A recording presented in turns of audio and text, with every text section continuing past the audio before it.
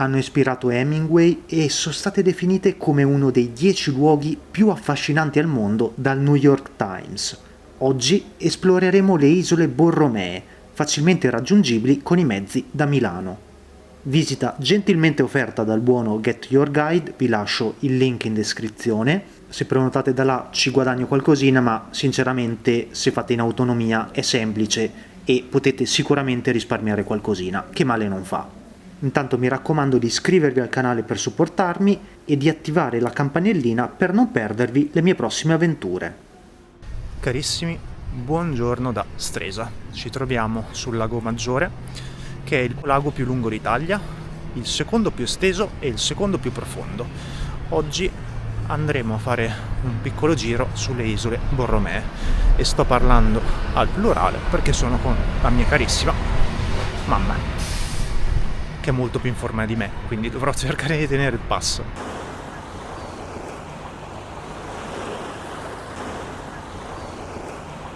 Abbiamo fatto una brevissima tappa all'isola madre, però non ci fermiamo qua in verità perché il voucher con cui siamo qua, quello di Get Your Guide, che ho preso gratuitamente grazie ai TikTok andati virali sui simboli comunisti in Bielorussia, e diciamo questo voucher non copriva tutte e tre le isole.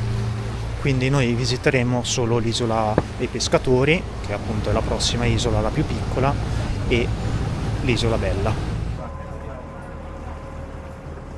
L'isola dei pescatori è la più piccola, ma è l'unica abitata stabilmente, dovrebbero esserci circa 20 residenti. Una particolarità risiede nel fatto che l'entrata delle case non dà sul lago, questo per evitare l'acqua alta, quindi quando c'è l'acqua alta, diciamo, sono al riparo.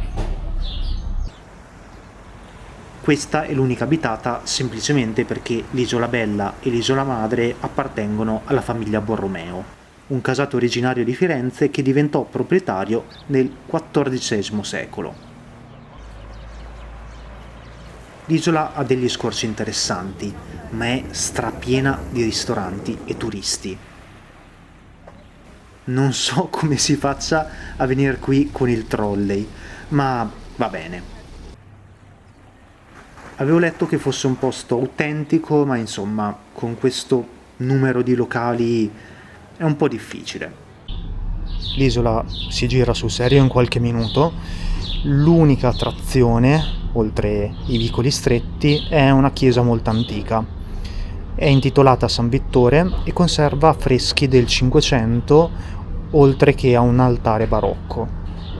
L'origine della chiesa però è ancora più antica perché dovrebbe risalire all'undicesimo secolo, quando era solo una piccola cappella dipendente da un'abbazia nelle vicinanze.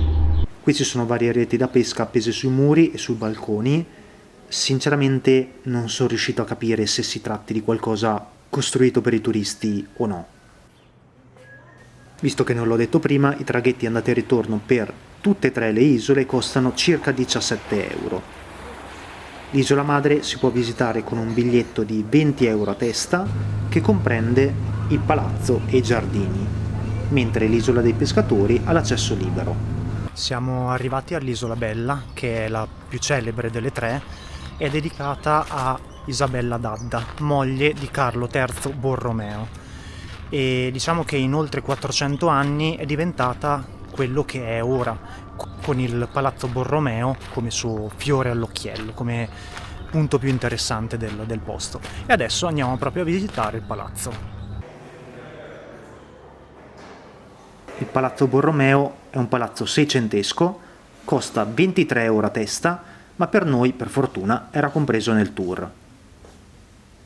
Il palazzo ha un sacco di sale, tra cui quella del trono, la sala degli arazzi e della musica. Qui nel 1935 si tenne la conferenza di Stresa tra i leader europei, tra cui Mussolini.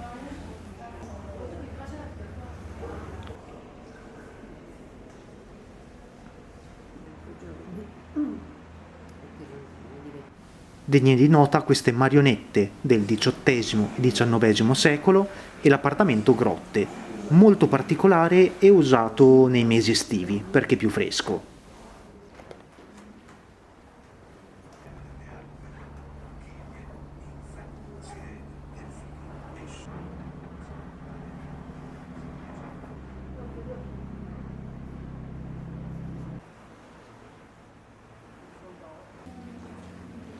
Altro punto importante è il giardino botanico. Dovrebbe ospitare oltre 2000 specie vegetali. Ci sono anche 3 particolarissimi pavoni bianchi. Sinceramente non avevo idea che esistessero di questo colore.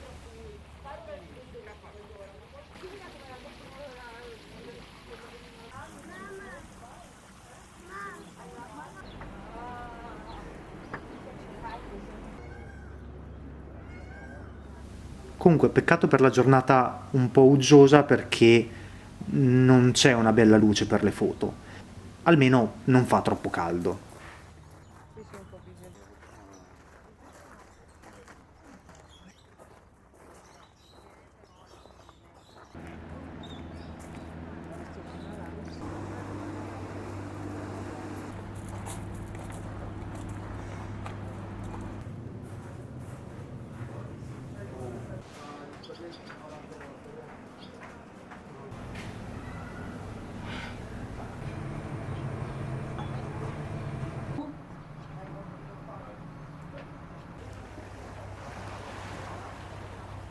Noi siamo ritornati a Stresa, comunque molto carine, però troppa gente e prezzi assurdi, veramente assurdi. Per fortuna che avevo questo buono, grazie TikTok e grazie simboli comunisti. E comunque noi ci facciamo un giretto a Stresa e io intanto vi saluto, vi ringrazio di essere rimasti fino alla fine. Noi ci vedremo con qualche settimana di ritardo perché nel momento della pubblicazione del video sarò in Indonesia e quindi i nuovi video arriveranno sicuramente a settembre inoltrato. Intanto grazie ancora e a presto.